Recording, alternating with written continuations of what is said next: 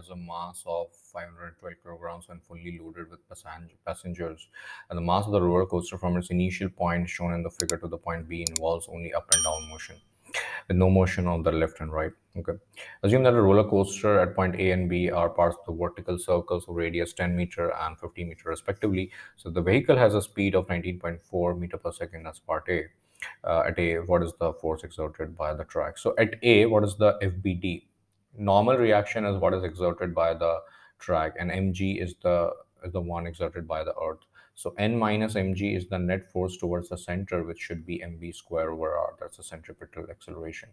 So the normal reaction is going to be mg plus mv square over r. What is mass? That's 512. What is g? That's 9.8. And this is 512. Then velocity is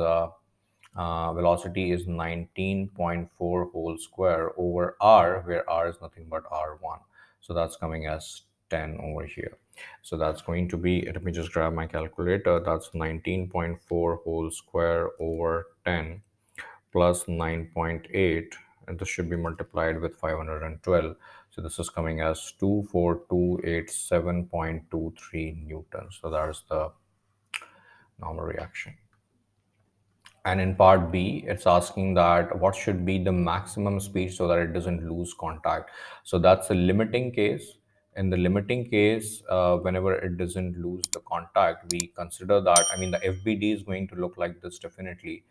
And we'll say that mg minus n is mv square over r. But for the limiting case, we'll consider that the normal reaction, it has just lost the contact. But that is the maximum. That is the maximum speed. So n will be 0 as soon as the contact is lost.